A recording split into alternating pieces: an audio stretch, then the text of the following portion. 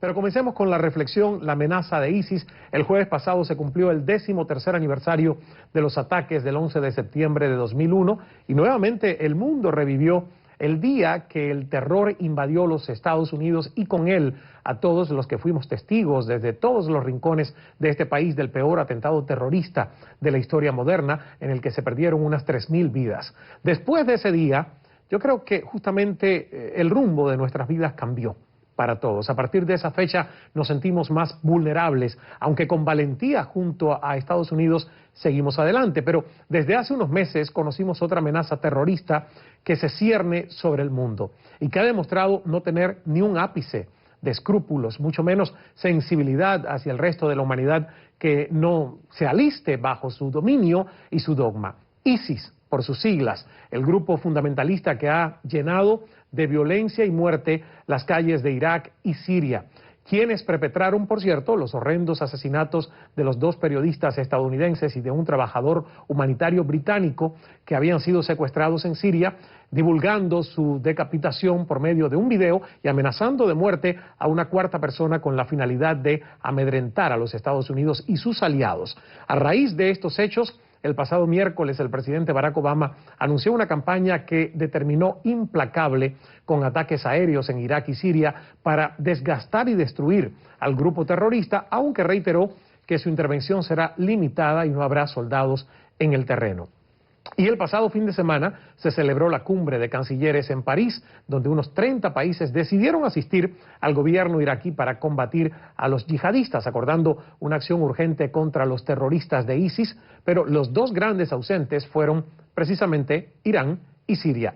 Yo le pregunto, ¿qué piensa de la decisión del presidente Obama sobre este hecho? ¿Se siente usted seguro en este país, en el caso de que viva en Estados Unidos? ¿Cree que realmente se llegará a erradicar este tipo de grupos extremistas? Para conversar sobre todos estos temas en la primera mitad del programa, quiero dar la bienvenida a nuestros invitados, los analistas internacionales especialistas en temas del Medio Oriente, Wilfredo Amer Ruiz y el doctor Luis Fleischman. Wilfredo, bienvenido una vez más al programa.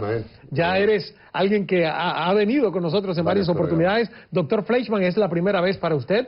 Un placer estar aquí contigo. Y espero que se repita pronto su visita sobre este y otros temas, además de su autoría, que ya me estaba comentando de un interesante libro del cual queremos tenerlo en el programa más adelante. Pero hablemos de lo que está sucediendo, Wilfredo, y tú has venido en reiteradas oportunidades en estos 4 años de Cala que celebramos en noviembre, y yo te decía, recientemente es que comenzamos a hablar de ISIS, justo después de las decapitaciones de estos estadounidenses. Entonces, ¿dónde estaba esta gente que nosotros no habíamos hablado de ellos antes?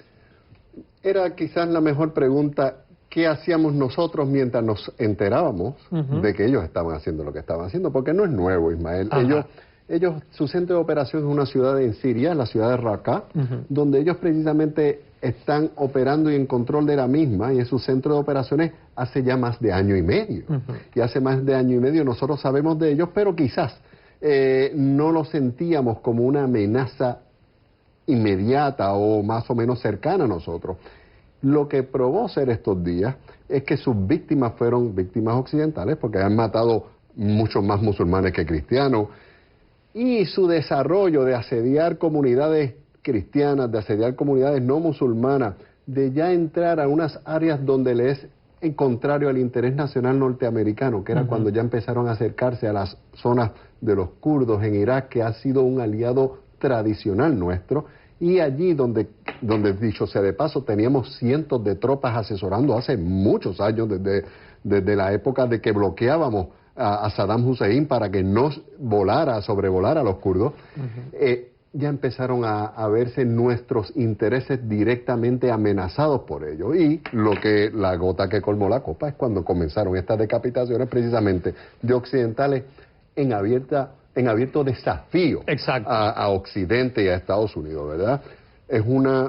Presentan una amenaza quizás mayor que Al Qaeda, porque son una fuerza autosuficiente financieramente, con una cantidad significativa de efectivos, algunos los estiman en quizás unos 20.000, y ya se han apoderado de una 1/4 parte del territorio iraquí, unos 20% del territorio sirio, y ya el mundo los está viendo con otros ojos, muy capaces de quizás en algún momento poder afectar nuestros intereses directamente. Doctor Fleischman, ¿desde cuándo conoce usted sobre ISIS y realmente por qué nos ha costado tanto trabajo prestarle atención a una organización terrorista que además, por todo lo que yo he leído, es aún más poderosa que Al-Qaeda?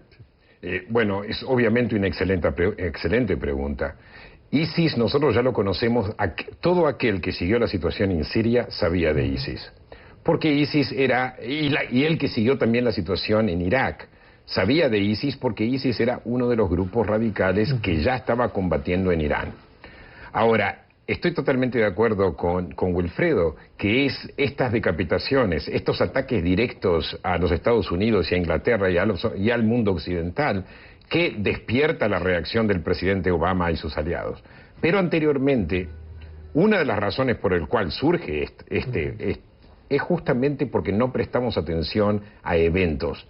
Una, en Irak. En Irak. Tenemos un gobierno al que creímos demócrata, el gobierno de Nur al-Maliki, que terminó siendo una democracia formal, pero básicamente iliberal y lo peor aún, sectaria. O sea, fue un gobierno chiita alienando a los sunitas que ya en algún momento habían apoyado la democracia y habían apoyado el proceso. A medida que se fueron alienando los sunitas, se unieron a estos grupos afiliados con Al-Qaeda. O sea, nosotros lo que queríamos era salir de Irak y no prestamos atención al proceso político y no prestamos atención de que Irak se mantenga como una democracia estable o por lo menos con cierta estabilidad. Segundo, ignoramos el problema de Siria. Desde el vamos no quisimos darle el apoyo a las fuerzas más moderadas. La guerra civil en Siria abre un nuevo frente que le permite a ISIS reclutar aquellos sunitas que estaban desesperados por ayuda en contra del régimen de Assad. Y así es que logramos que ISIS logre más poder en Siria. Ahora la cuestión uno de estos desafíos es cómo hacemos para lograr el apoyo de esas fuerzas moderadas en Siria. ¿Cómo hacemos para que el presidente Obama en este momento reciba el apoyo de estas fuerzas moderadas? Cuando las fuerzas moderadas digan, ¿dónde estuviste tú cuando nosotros necesitábamos ayuda, cuando combatíamos a Assad? Tenemos más de 150.000 muertos. Wow. Lo que pasa también, y lo que quizás no hemos mencionado, hubo fuerzas que obstaculizaron proactivamente el que nosotros, Estados Unidos, pudiera asistir la oposición al régimen de Bashar al-Assad, entre ellas el gobierno de Israel, que siempre estuvo manifestándose contrario a que armáramos una oposición que era simpática a nosotros porque también la veían como una amenaza para Israel. Y lo que sucedió fue que la oposición, que estaba en contacto directo con nosotros y con buena comunicación y con ideas políticas afines a las nuestras, no pudieron ser asistidas no por 6 meses, sino por 6 meses, 1 año, 2 años, luego de 200.000 muertos. Aún siguen esperando por nuestra ayuda y eso es lo que abrió el camino para que entonces surgiera el peor mal, que es ISIS definitivamente en la región, y ahora está hablándose, vamos a de una vez ayudar a la oposición siria, cuando ya han matado 200.000, han desplazado 3 millones de sirios. ¿Qué peor masacre humanitaria se estaba esperando para nosotros asistir? Claro. No fue la masacre humanitaria que nos movió, sino los 2 o 3 occidentales que decapitaron. Lamentablemente eso es lo que está moviendo la voluntad ahora internacional. Y porque las víctimas están ahora paradas sobre reservas petroleras, y eso sí nos importa. Por eso intervenimos rápido en Libia, por eso ahora estamos interviniendo. Pero mientras las víctimas no estén paradas sobre reservas petroleras, como pasó a los 200.000 sirios que han perdido la vida, poco hacemos, lamentablemente, ¿verdad? Yo quiero que escuchemos, doctor Fleischman, escuchar un fragmento de las declaraciones del presidente de Estados Unidos, Barack Obama, cuando el miércoles pasado se dirigió a la nación y a la opinión pública internacional, y que ustedes me comenten sobre esto y también lo que usted quiera aclararnos. Escuchemos este fragmento de las palabras del presidente de Estados Unidos. Va a tomar tiempo erradicar un cáncer como ISIS. Y siempre que tomamos acciones militares, hay riesgos involucrados, especialmente para los hombres y mujeres que llevan a cabo estas misiones. Pero quiero que el pueblo estadounidense comprenda cómo este esfuerzo va a ser distinto de las guerras en Irak y Afganistán. No involucrará tropas de combate luchando en suelo extranjero. Esta campaña antiterrorista se librará a través de un esfuerzo sostenido, implacable, para eliminar a ISIS donde quiera que exista. resumí en 2 minutos qué fue lo que dijo. Parte de lo que dijo el presidente de Estados Unidos, Barack Obama, cuando habló el miércoles a la opinión pública nacional e internacional, un plan implacable para acabar con ISIS, sin embargo, que no involucrará tropas en el terreno. Apenas 2 semanas anterior, para cerrar la idea, Luis, 2 semanas anterior el presidente se había dirigido a la nación precisamente a decir que no tenía ningún plan sobre ISIS. Claro. Se da el septiembre 11, una nación que las encuestas dicen que está en 90% insegura y que se siente amenazada por ISIS, y sintió ya la obligación, estaba arrinconado para transmitirle algo de seguridad a la nación, ¿verdad? Bueno, yo estoy totalmente de acuerdo con la posición del presidente Obama de que la guerra contra ISIS tiene que ser implacable. Pero al decir no vamos a poner tropas, hay en este momento una autolimitación. Primero, puede ser una promesa que él no pueda cumplir. Nosotros todavía no está claro en qué sentido las fuerzas kurdas y las fuerzas de seguridad iraquíes puedan derrotar a ISIS. En este momento sabemos que ni los americanos, ni los británicos, ni ningún país árabe en este momento está dispuesto a hacer más que bombardeos aéreos.